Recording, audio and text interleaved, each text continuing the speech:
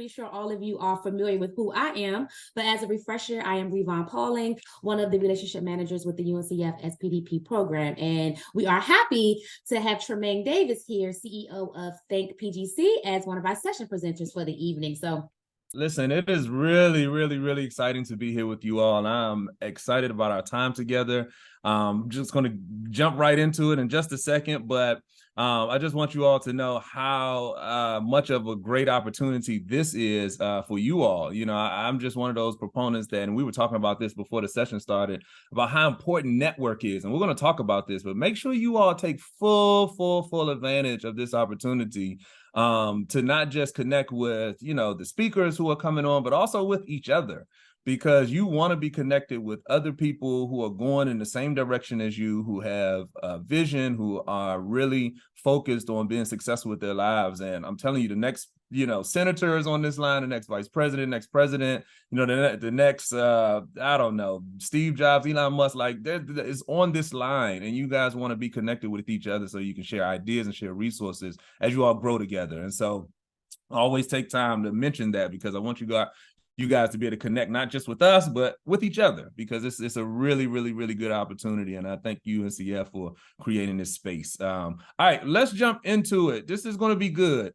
I promise. Let me do a screen share. And all right. All right. Are we good on the screen share, Rayvon? I can get a quick thumbs up. We are good to go. All right, good to go. All right, so I am, and I'm just going to give you a little bit of a background. So I'm the CEO of Think PGC. Rayvon mentioned it. And what we do is we build community engagement models that drive economic development. And that's just long form for, we just help, you know, large groups and large populations of people to move upwards. That's what it's really all about. So we work in underserved, under-resourced communities, really all around the country. We work in our community. So I'm from Washington, D.C., Southeast Washington, D.C. You know, I know there are people on the line from all over the country, but Southeast back in the late 80s, early 90s was not like a great place to be. And so this is not nice DC. This is murder capital DC. That's where I grew up. And like, I just really, you know, took me all around the mulberry bush to get to where I am today. So understanding where I come from and understanding how to liken those communities to different places around the country. Again, our mission with the nonprofit, which is Think PGC, is to, you know, build models that empower large groups of people to move upward. So we work with universities, we work with local governments, work with corporations, and, you know, I speak and I teach and I do this stuff all over the country. So this is a little bit of background about me. I'm a career entrepreneur. So I've started five companies. Working on my fifth startup now. And actually that's my background that you all see now. My tech company, I also own a tech company. It's called University Startups, and it's a tech platform that is built on an AI background. So we have artificial intelligence and machine learning running in the background of our tech. And so with that, we're in about 7 states now. We've got about 30,000 students on our platform. So we're doing some really cool stuff on the tech end as well. So that's, like, I guess, the Reader's Digest version or the short form version on me. What I want to get into today with you all is I want to give you 4 steps to developing transferable skills. And when I say transferable skills, what we're going to be talking about is the stuff that is going to be good for you no matter what the macro environment looks like. So all the stuff you see on TV when it comes to supply chain and AI, and because all the jobs are going to be, you know, automated, and one day, you know, you're going to show up to your cubicle at work and there's going to be a robot sitting in your chair, and all this crazy stuff that they're talking about on TV. You know, how do you develop the skills to be successful no matter what that looks like? And that's what I really want to talk with you all today. And so I'm gonna give you all some theory, you know, because you guys are in school, you understand theory, but also some action steps, because I hate coming to these kind of talks and you leave with a whole bunch of theory and a whole bunch of high-fiving and motivation, but not anything actionable that you can take with you and start implementing today or tomorrow. And so we're going to talk about 4 steps to developing transferable skills, but it's going to be stuff that you can actually start doing today. And I'm telling you, these things that we're going to talk about today are the meat and potatoes of what you need to do to be successful. So I started my first tech company at 19. I was 18, 19 years old when I started my first tech company. And I've been an entrepreneur ever since. I've started 5 companies in my adult life, but I was you guys' age when I started my first tech company. And so I was in college, I was on a basketball scholarship, and I started my first company while I was going to school in college. And so I know what it's like to be grinding on another level when you are 18, 19, 20, 21, 22 years old, because I lived that life. And the things that I learned along the way over the last 20 years with all the stuff that I've done, it kind of boils down to a couple of things, a few things that if you can grasp these few concepts, you guys are going to be dangerous. I mean, seriously, you guys are going to be able to go out there and compete against any talent, anybody that is applying for a job anywhere in the country or world. So that's the stuff that we're going to talk about today, the good stuff that's going to help you develop on your path to being successful and really being great in your own level of greatness and stepping into who you are on the next level. All right, so 4 steps to developing transferable skills. Rayvon mentioned it. If you have questions, please throw them in the chat. You know, I want this to be sort of interactive. You know, this is not like a soliloquy where I'm just up here talking. I hate that as well. I guess as you all can see, like I've heard a lot of talks, just like I've done a lot of talks, and I can tell you the stuff that I hate, you know, and I try not to be the person that I don't like to listen to. So, so I like it to be interactive. Make sure you guys throw questions in the chat. I'll take a pause every few minutes just in case somebody has something to ask.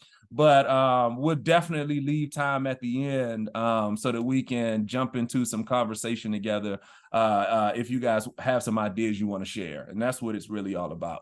All right, so let's go to at a glance. All right, so these are things we're going to talk about today. First, we're going to talk about starting with a why. And that's your action. And then we're going to go into how focus is a superpower.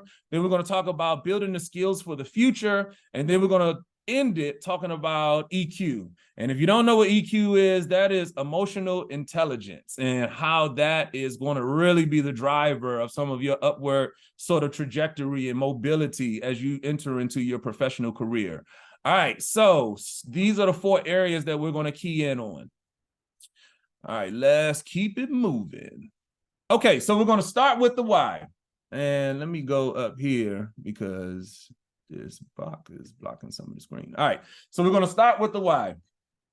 All right, so when I say start with the why, what I mean is that you have to have a why behind everything that you're doing, okay? You have to have a why. And when I say you have to have a why, you got to be able to understand for you why it is you're doing the things that you are doing. And I'm talking about going to school. I'm talking about the career that you want to go into. I'm talking about the discipline that you're studying as you matriculate through campus. I'm talking about all the places that you go, the things that you do. Like, you have to have a why behind it. You know, if you think about when you were a kid, if you did something wrong and mom or dad snatched you up a little bit and said, hey, you know, what is the first thing they ask you? They say, why did you do that? Because the motivation makes all the difference. Why did you do that? You know, if you take it to criminal justice, I mean, if you shoot somebody and you go in front of the judge, what is the first thing the judge is going to ask is, why did you do it? And, you know, your answer as to why you did it makes all the difference in the world. If you say, hey, they were trying to shoot me, so I shot them, that is self-defense. That is why you did it. That is the difference between you going home and spending life in prison. That is the why. Like, the why makes all the difference when it comes to the things that you do. You know, the why could be the reason why or why not you drop out of college, the reason why or why not you stay to the end, the reason why or why not you go after that master's degree, after you finish your bachelor's. You know, these are the things that are really going to drive you when it comes to, you know, what you are doing. So you want to be able to tap into the why. So that's why I always say always start with the why, because everything starts there. So I know we're going to get into some skill building. I know we're going to get into some real actionable things that you can really, really start to do to hone and develop your skill sets. But it starts right here, because if you don't have a reason, if you're not connected to a reason why you're doing it, sometimes it can become difficult to really maintain. It can become difficult to stay on a path, a sustainable path of getting to where you want to go. So when it comes to start with the why, that can be a lot for anybody. Sometimes, it's, I just want to, I don't know, I want to do it for mom. I want to do it for grandma. Everybody has their own different reasons why, but I like to say, we'll go to the next slide. The way that I say, and this will be your action item, the way that I talk about starting with the why is to create a vision for yourself. Like, again, some people can use the why as, like I said, a family member, or a friend, or, I'm the first in my family to go to college, so I want to make sure that I finish. Maybe that's your why. So you can use the why in whatever way makes sense for you. But just as a general sense, what I would encourage you all to do is, especially as an action item to connecting to your why, is to create a vision for yourself. And again, this is something that you can do today. I want you guys to think about how you can implement this in your life today. All right, so create a vision for yourself. This is what I'm hoping that everybody takes with them once they finish with this call. Take an hour at some point throughout this weekend and finish creating a vision for yourself. All right, so when I say a vision, this is where it gets good. A vision is very, very, very intentional. All right, so a lot of times when you go to certain talks and there's a bunch of motivational type of stuff, so it's all about manifesting and, all of that type of stuff. And I mean, I think there's something to those things, but this is not that. When I say create a vision for you, this is a very intentional action. When it's not us like, we're all going to go into a trance and we're all going to say some chants and we're just going to come out with a vision, this esoteric sort of, pie in the sky type of thing. Like, no, like creating a vision for yourself is hardcore action towards your success. All right.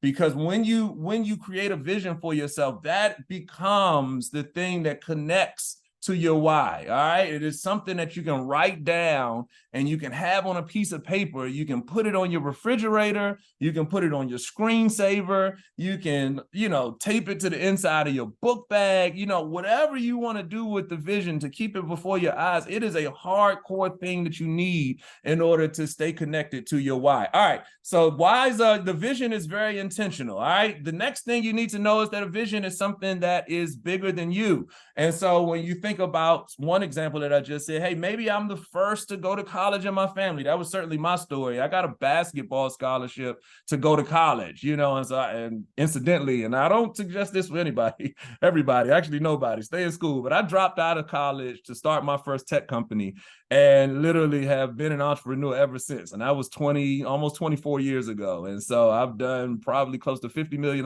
in business. I've owned 4 companies. My tech company right now we just raised our seed round of funding at a $15 million valuation, and we're going to raise again next year at a $50 million valuation. So, I've had some success, not going the college route, but I always suggest for everybody to stay in college. But for me, I had a vision of being an entrepreneur and I had an idea and I really, really, really went after it. So for me, the vision of creating something bigger that's generational for myself, that was always something that kept me going, and it's been some hard times, it's been some dark nights, it's been some lonely roads and all of that good stuff. But if you have a vision, something bigger than yourself that you are submersing yourself into, that is how you can make sure that you are always going after this thing. All right. One other thing I need to note is that most people won't see your vision. The vision that you have for your life and the vision that you're creating for yourself,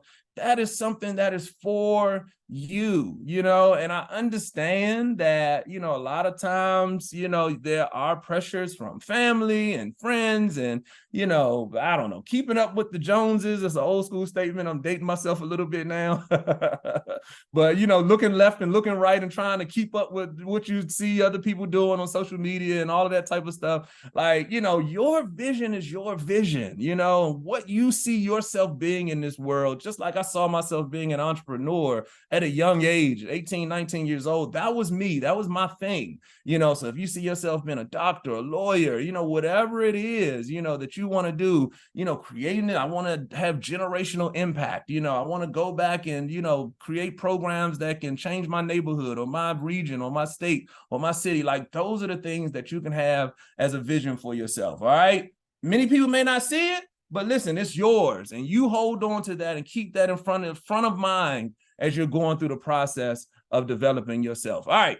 The next thing that you want to know is that the vision, and the last part on this slide, the vision connects your why to your actions. And we're going to talk about actions next. So the things that you do and the why for why you do it, the vision is that connection point, that connective tissue, that glue that brings those two things together. So when it's like, all right, this is the why, and I have some stuff that I'm doing over here, your vision is the thing that mashes those things together. So that's why creating a vision is really, really, really important. So, all right, your action for how do you start with the why? Create a vision for yourself. All right, next. This is getting good. I'm feeling the energy. I'm feeling the energy. I'm feeling the energy. If y'all feeling the energy, put it in the chat. Put energy in the chat. Somebody throw energy in the chat because I'm feeling it right now. Let's see that energy in the chat. There you go. There you go. I see some chats coming in. Throw energy in the chat. There we go. There we go. There we go. All right. Y'all feeling it just like I am. All right. So what's the next thing you need to do after we identify that you need to start with the why, and your action item for that is to create your vision? Oh man, that energy is still coming in. I love it. I love it. All right, the next thing we want to talk about is how focus is a superpower, okay? How focus is a superpower. So now that we've identified the why and we've built out a vision of what we think we need to be and who we think we are and how we want to go after the thing that is, you know, sort of front of mind for us, the big thing that we're going after, now you want to think about how to focus your actions to get there. Excuse me, how to focus your actions to get there. And so when I say focus is a superpower, I mean focus is a superpower. Like just like Superman is like bulletproof and he's faster than a speeding bullet and strong as a locomotive, and you know, he got X-ray vision and a Flash can run super fast, and I'm trying to think of what some of the superheroes that's out these days. Oh man, the Spider-Verse. Yeah, the Spider-Verse. Y'all know about the Spider-Verse. I got kids now, so I know about the Spider-Verse. So anyway, we went to go see Miles Monroe in the Spider-Verse. He's the new Spider-Man that's out in the new Spider-Man movies, man. But like that is what focus can be for you, a literal superpower, because as everybody is doing all this different stuff, trying to figure it out, trying to find themselves, trying to figure out what they want to do, you have some focused action that you're taking to get to a specific vision.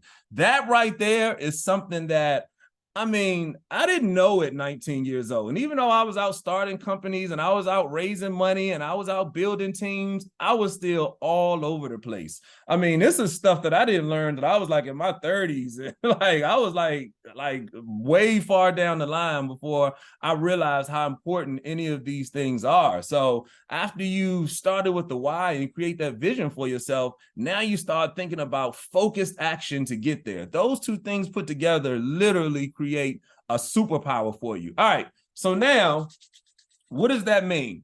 When you have a focused action, it shows you what to do.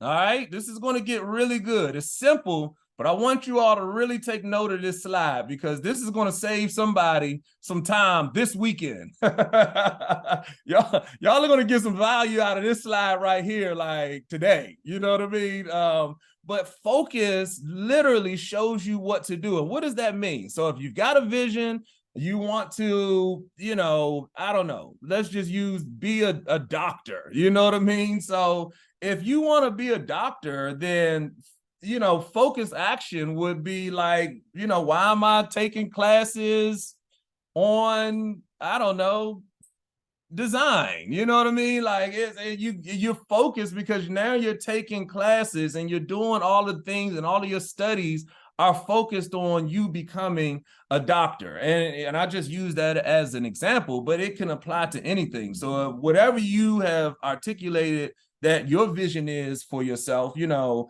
you can think about the actions. You have a roadmap, like I want to go here, and the actions that you need to take are really clearly articulated for you. So, if you are going to the library to pick a book out, and what the end game is for you, you've got a vision, it makes it really easy to pick the books out that you need to read, right? Because you already have articulated in your vision, this is what I want to do. And so now it makes it really easy to focus on the action. You're not walking all around the library and walking all around the bookstore, like trying to wonder what books you need to read. You know exactly what books you need to read because you are taking a focused action on the thing that you have decided you want to do. All right. On the flip side of that, focused action shows you what not to do.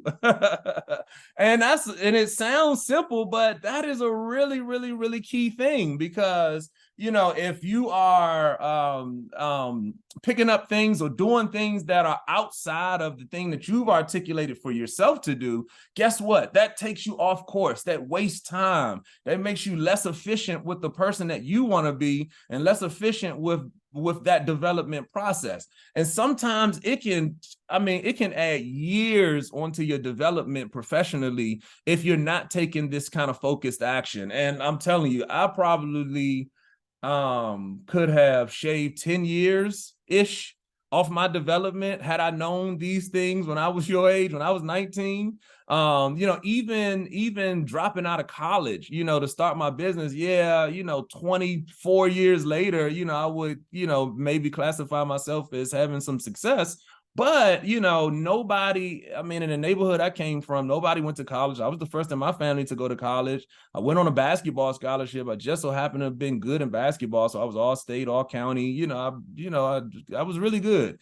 But nobody in my community understood where I was, as a student, professionally, thinking about business. Nobody told me, like, wait a minute, no, if you stay in college, you can actually get a degree in business, and you can learn things that will help you start your business. I didn't even know that a business degree existed. I didn't even know that any of this stuff was possible when it came to going to college, which is why I dropped out, because I said, hey, I've got this idea. I want to start this business. And like I said, ultimately, I've been successful over the years. But at the time, if I would have focused, if somebody would have told me, dude, go after the business degree, because the stuff is the stuff. You got to learn the stuff, whether you learn it in college or whether you learn it from the school of the hard knocks. And that's where I graduated from. I got a PhD in the school of the hard knocks, and I've done business all over the world at this point. But it was not without my lumps, not without my bruises, and not without tons and tons of failures along the way. And I probably could have cut down on some of that learning curve if somebody in my ecosystem would have told me to stay in college and get the business degree. And you can learn a lot about how to run a business by, taking classes to do these things. I learned it by doing it, which is cool, but I probably could have shaved down a lot of failures. I could have shaved down on a lot of, if somebody would have told me to stay focused on my schoolwork and, build the business at the same time, but stay focused. So that's what focused action can do for you. And I'm telling you as a personal example, how far off track I've gone to try to get back to where I am today, just over the years, not having somebody to tell me this information. All right. So focus action shows you what to do. Focus action shows you what not to do. The last one is literally going to change somebody's life. Like, this is going to change somebody's life today. What not to do is not always bad. Now, I'm going to let that marinate there for a second. I'm just going to have a little bit of a drop the mic moment right there, so y'all can really kind of understand the gravity of what I just said. What not to do is not always bad. All right, so the first two things is focus shows you what to do, then focus shows you what not to do. Those things are kind of easy to decipher, especially if you've got a vision, if you've taken the time to write out a vision for yourself and the things that you really want to accomplish, the big thing, figuring out what you need to do and figuring out what you don't need to do is relatively easy. You know what I'm saying? If somebody comes up to you right now and says, hey, you want to, I don't know, go rob a bank or go do some crack. Anybody in danger right now of doing some crack? You know what I'm saying? Like, that's easy to say no to, because that is obviously off of the path of what I want to do. You know what I mean? I don't want to get high right now. I'm not trying to get drunk. I need to go to the library so I can flesh out this idea. I know which books I need to read. Like, what not to do and what to do become kind of easy to decipher, especially if you've written down a vision. But the last one can be really, really, really tricky, because what if it's not a bad thing? What if it's not getting drunk or getting high or, going to some crazy party? And I mean, we all party a little bit, but, going to a party where you need to be doing something, what I mean? Something responsible.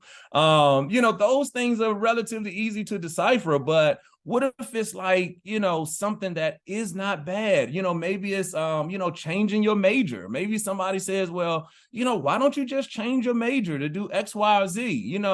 Looking out for you, somebody that you may trust. Maybe it's a family member that says, hey, why don't you just do that? Or they'll say, why don't you go after this, particular thing over here as far as a major is concerned, because it pays a lot. I heard that there are a lot of jobs that are paying a lot of money in this particular field. So get your degree in that, type of thing. That's not bad advice. That is not necessarily a bad thing to do. So how do you decipher that? And I think that's something that will really be helpful for somebody on this line right now who may be trying to figure out, what they need to do. And the choices that are set before them are not necessarily like good or bad, that's something that your vision takes care of. This is the one that really, really, really is helpful when you have a vision. So when you have a vision, which is the first thing that we talked about, really identifying, connecting to your why, it makes it a lot easier to decipher between the things that are presented to you that aren't necessarily bad things. And sometimes we can go down a line that is not a bad line to go down or a bad path or track to go down, but it's not in alignment with what you feel like you need to be doing. If somebody suggests that you change your major just because there are jobs that are hiring and paying a lot of money, but deep down inside, you say, well, no, I really want to do this over here. Stay true to your vision, stay true to the things that are meaningful for you. And like, that's something that is going to literally save you years on your development, because I don't know how many times somebody has said something to me and it's not like a bad thing that they're suggesting. And it'll come through people that you love and that you respect and that you really, really, really value their opinion and you value the things that they're saying to you. And they'll say things that you're like, that's not like a bad idea. Maybe I will check that out, and I, again, when I was you guys' age, I'm, flying all around the country doing stuff. And I didn't really have a vision, I didn't really have, a North Star where I could say, that sounds like a really good idea, but that's not really in alignment with what I'm trying to do right now. And so that last one to me can be really, really, really pivotal, I think, as you guys think about your development process, because a lot of times you'll get presented with options that don't necessarily, ring the bell as something that's super bad or adverse or something that's going to, be detrimental in some kind of way. It all can sound good, All right, so focus is a superpower. All right, so these are your action items for focus as a superpower. Well, no, this is the theory behind it. What is your action item? That's what we're going to come up with right now. No 0 days. This is a philosophy that I took on probably like 8 years ago. And when I say no 0 days, what that means is that you don't have one day go by where you don't do something that develops you or points you in the direction of your vision. All right.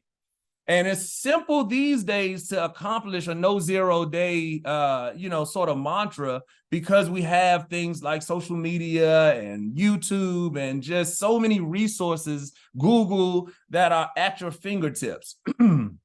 Excuse me. When I was you guys' age, and I know that that's like the quintessential old man, old folk statement. When I was y'all's age, and I sound old saying it when I said it to myself, and I heard myself say it just now, when I was y'all's age, when I was you guys' age, all of this stuff didn't exist. They didn't have, and I'm 41 years old. So I would think I'm not like super old, but I'm old enough to remember, like, in 2000, I graduated high school in the year 2000, and there was no such thing as smartphones. Google didn't exist. Google was just getting started. They just founded Google, actually. But YouTube didn't exist, and smartphones didn't exist, and just how you guys can access, all the world's information right in your fingertips, like that was just not a thing. So the whole idea of no 0 days, that would really mean, me going to the library, getting books, getting, magazines and things like that. For you all, you can accomplish this really in the comfort of your own home, or while you're walking to class, while you're riding on the bus or driving somewhere, while you're traveling, to and from classes or to and from conferences or whatever you're participating in. Like, you can accomplish a no 0 day mantra for yourself. All right. So no 0 days, just to go a little bit deeper into it, means that, even if it's just a 2-minute, YouTube video on the topic or the subject or the thing that you've outlined in your vision that you want to do or be or accomplish, like even if it's a 2 or 3 minute YouTube video, you're going to do something every single day. So if you get to 10 o'clock at night and you think about no 0 days and you're like, oh man, I haven't done something to feed the vision, man, go on YouTube, type that thing in, and a million videos will come up. Watch a 3 or 4 minute video and just absorb the things that you're learning through that video. Look up, Google the subject and look up an article. Read a 3 or 4 minute article on the thing that you're focused on, that vision that you're talking about. So I adopted a no 0 day sort of policy for my life. I would say like 8 years ago, something like that.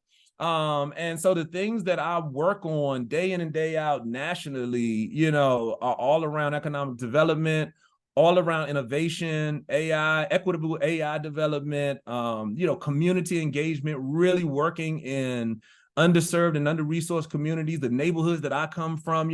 How do you make sure that those neighborhoods have the things they need to be successful? Like, that's the stuff that I work on all the time. And so about 8 years ago, I said, hey, I'm going to start listening to something or engaging in something every single day, even if it's just 4 or 5 minutes of something that's pointed towards that thing every day. 8 years later, I'm like literally a thought leader in these topics and on these subjects. And I get flown all around the country to speak on these topics. I'm literally speaking to you all from Zoom right now from San Francisco, because I'm at a conference speaking on these topics, and I get flown out and they put me up in really nice hotels to do this thing. And that's because I have honed my skill set with a no 0 days policy in my life. So I want you guys to take this action. So the 2 actions we talked about so far, or the 3 actions that we talked about so far, is 1, create a vision for yourself. The second thing is understanding that focus is a superpower. How you do that is you take a no 0 day policy. So those are the 2 actions so far. No 0 days. All right, we are cooking. Let's go on. And Tremain, before Yes. we move forward, Yes. We do have a comment in the chat from Janice. Yes. And her question is, how do you personally manage burnout and stay committed to no 0 days? Yeah, that's a great question. So no 0 days, again, so managing burnout is something that, it's a tough and touchy subject, because everybody has their own process for how they deal with stress and how they manage the things that they have going on day in and day out. What I would suggest is that you get really, really, really tight on time management. First and foremost, I always suggest wake up an hour early. And I know that's something that, a lot of people may or may not do. I get up at 4 a.m.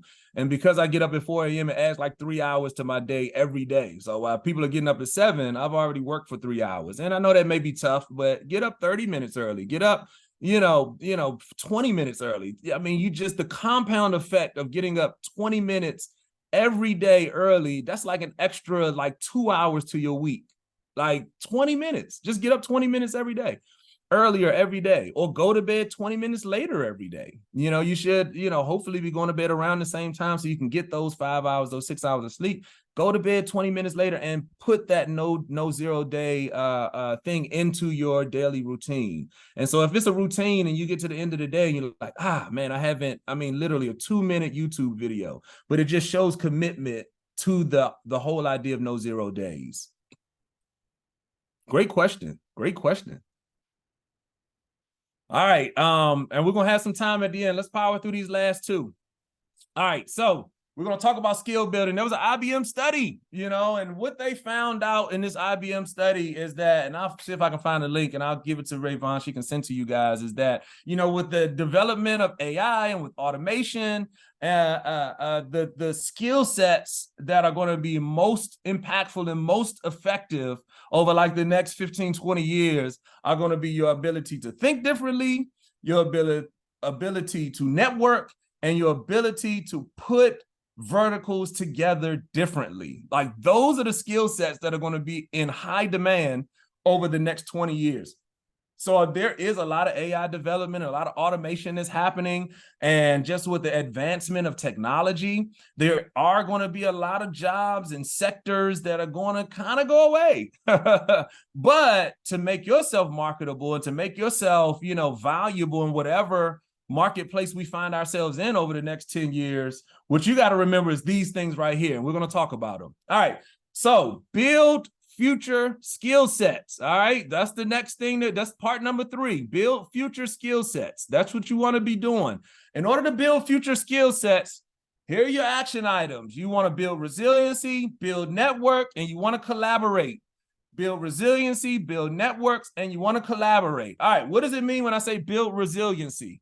I want you all to, this might be one of the most important things that I say today. Change your relationship with failure. Okay? Change your relationship with failure. We have been told since we were kids to not fail. Like we've been treated as if failure is a bad thing. And I mean, even with my kids, I have to catch myself sometime when I'm telling them no and stop and don't. And, that is a muscle that we've been, sort of built up from kids all the way into our adult lives. And so it makes us very risk averse. It makes us feel like we can't fail. And what I want to challenge you all to do today is to really change your relationship with failure, because what that does is it builds resiliency, which is a key skill that you're going to need to be successful into the future, no matter what the macro environment looks like. So no matter if there's supply chain issues and, Russia keeps attacking Ukraine and, all this other stuff is falling apart, and AI is automating jobs out, you have to be able to be resilient. So if you change your relationship with failure, how do you do that? All right, first thing that you need to do to change your relationship with failure is you need to realize that you will fail. Let's just start right there. You will fail. I mean, you guys are probably 18, 19, 20, 21 years old. At this level of your careers, you will suck at a lot of things that you do. And like, let's just get it out there. Let's just get it on the table. As you're in this phase, you are going to do a lot of things not so great. And like, I want you guys to lean into that and understand that it's okay to fail. All right. The next thing you want to do is you want to build networks. Okay. Networking is probably one of the biggest things that you can do to ensure longevity for yourselves. There was a study done, and the study says that 80%, it was between 80 and 85% of the jobs you get for your entire career. Like, this is from, the 20-year-old self of you right now, all the way to the 70-year-old self of you retiring. The jobs, at 80% of the jobs you're going to get over the next 50 years are going to come from somebody you know. I just want that to settle in. Like 80% of the jobs that you get for your entire professional career are going to come from somebody you know. Somebody's going to recommend you. Somebody's going to suggest it to you. Somebody's going to say, oh, we're hiring over here. There's a position that we just opened up that I think you'll be perfect for. Put in an app and I'll put a good word in with my manager. Like 80% of the jobs you're going to get in your lifetime come from somebody you know. So that should tell you how important your network is. That's why I start all of these talks, and I do tons of these talks. I love engaging with students your age because I remember being this age and I remember not having these resources available to me. So I love being able to share them with you all. But I wish somebody would have told me how important network is, in order to be successful. Like my network now is like, I got a couple billionaires in my phone who will take my phone call. And it's like, that took me 20 years to acquire. And it's like, that right there gives me access on another level. That's why I always encourage you all, again, like at the beginning, to connect with each other, because this network right here is literally going to help to give you longevity when it comes to your development path professionally and even personally. I mean, somebody's boo might be on this line. You never know. But you want to be able to build your network starting today. So anytime you get an opportunity to connect with other people like you are today, make sure you take it seriously, because that's going to be something, again, a skill set for the future. Being able to connect with others is something that's going to take you to the next level. And the last thing is collaborate. Here's your third action item under build your future skills. Collaborate. Find ways to collaborate on campus. Find ways to collaborate with others who are going in the same direction with you. Cross collaboration on campus. If you're in the computer science department, don't just connect with people in computer science. Go connect with somebody in the design school, go connect with somebody in the accounting or the legal, building, or the B school, the business school. Like, you want to collaborate in as many sandboxes as you can, because the cross collaboration, the cross-pollination of ideas is where the power is. The sharing of ideas is where the power is. And again, this is the stuff that AI is not going to be able to do, at least the early stages of AI. The AI that we're talking about developing is being developed over the next 20 or 30 years. Like, these are the things that is not going to be able to happen. The cross-collaboration and cross-pollination of ideas. That is something that is going to be really, really, really unique to everybody on this line, because I just told you how important it is. So make sure that you go to conferences. Make sure that you go to workshops. Just because you're in the computer science department, you find out that, again, the design, school is doing, doing some sort of open house or something, like pop in, pull up, as they say, you know what I mean? And meet some people, talk about it. There may be some interesting things that you can share with somebody who's in another idiom of thought. All right. So build your future skills. This is your action items for building your future skills. Build your resiliency, change your relationship with fear, build your network, because your network is going to add overall longevity, and then collaborate, cross-collaborate as much as possible as you're on campus. All right, last thing. And then we're going to take questions. I'm going to try to wrap up in the next 2 or 3 minutes, and then we'll leave some time at the end just in case anybody has some questions or wants to share. All right, EQ makes all the difference. This is like I don't know, what do they say, the Greatest Showman. This is the finale. This is the great finale, the big finale. So EQ is emotional intelligence, and that's all about the interpersonal relationships that you have with others. This is all about how you manage those relationships, how you manage people, how you manage the relationships with people, whether you're managing up, meaning that your superiors and your supervisors, or if you're a team leader or supervisor yourself, and how you manage down. EQ makes all of the difference. All right. People are the key to everything. Like, this is something, and we've alluded to it in a few of the other slides. When we were talking about networking, we're talking about the skills that are going to be, non-perishable as we go into an AI future and an automated future. Like, you have to remember that people are the key to everything. How you manage people, How you deal with people and manage relationships is going to be the thing that sets you apart. I hate to say it. I know everybody is a scholar here, and you guys are getting, great degrees and next level degrees and everything like that. But your degree is not going to be the thing that sets you apart in the marketplace. It is going to be your EQ, your ability to deal with and work with and connect with and manage people relationships. All right. That is going to be the thing that sets you apart. Your degree, only thing your degree does is it gets you in the door. It helps them to check a box and say, okay, they have the bachelor's degree. We'll give them an interview. We'll give her an interview. Once you get there, that's when you have to talk about this part of it. The things they're going to be asking you is, some of the things we just talked about. If you're in an interview, one of the questions they always ask you is, tell us something that you failed at. And tell us how you were resilient, how you bounced back. How did you manage that bad situation with one of your colleagues? How did you manage that? People are the key to everything. So it's one quick example I'll give you to really kind of articulate this, and then we'll go into your action item for this, and then we'll be done. There was, which company was it? I think it was CVS. Or Walgreens. I think it was CVS. CVS hired a new CEO. This is like, 2015, this is 7-8 years ago. But it was a lady that came from the tech world, and she ran a tech organization, 100,000 employees, global organization. And they brought her over to manage or to be the new CEO of CVS. Now, CVS, as you all know, is a retail chain. You run down to the CVS to get, a little shopping done, to get your pharmacy action, your medicines and things like that. The reason that they brought her from the tech world into the retail world has nothing to do with her knowledge of how to run retail.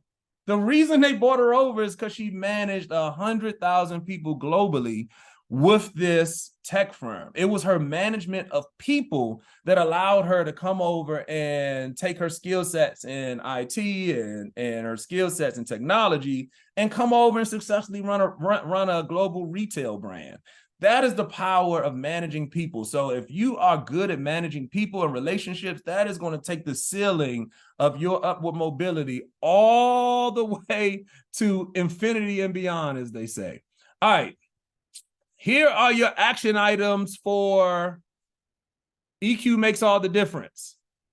All right. This is something that I like to call the theory of reflection. We'll talk about this for 2 minutes, and then we'll take questions.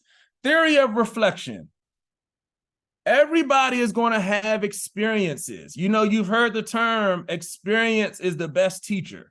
Well, listen, experience is not necessarily the best teacher. This is something that I want you all to take with you, and you can start working on it today.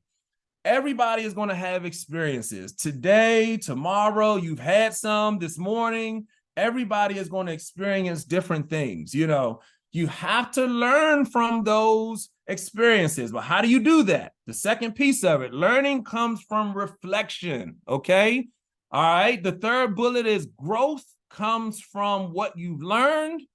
And then the last bullet is, therefore, experience is not the best teacher, but is the reflection on these experiences which become the best teacher. All right. So I'm going to walk through this really quickly. What that means is that as you go through things day in and day out, you have an experience on your job, you have an experience at your school, you have an experience at your internship, maybe you got into it with your boss or with one of your colleagues. I want you to start taking time to reflect on the experiences, really understand the things that you could have done better, really understand the things that you need to improve on, the things that you did well. Let's reflect on that. If your boss gives you the opportunity to be a team lead on a project and you don't do well, and your boss says, hey, you guys did not do well, instead of putting your tail between your legs and go home all mad at yourself, kicking the dog, slapping the cat, and just really frustrated with everybody because you didn't do well, maybe go back to your boss and say, hey, I get it. We dropped the ball on this one, but I'm reflecting back on our actions and what we did. Could you give me some insight? Could you give me some feedback on what we could do better next time? That's how you start to gain learnings from everything that you go through. And that's how you accelerate your growth and accelerate your development process. You know, don't just have experiences. Don't just have, you know, things that you just go through day in and day out without reflecting on these things. And reflection can be 5 minutes at the end of the day, 10 minutes, but take some intentional time to reflect on the experiences you have day in and day out with the different things and people that you engage with. The reflection time is going to really take you to the next level as you develop yourselves professionally. All right, last thing, your action items. Take intentional time today to reflect on your experiences, all right? Especially your professional ones. All right, remember that reflection is the vehicle that will take you from experiences to learning how to be better in the future. Again, this is how you take yourself to the next level.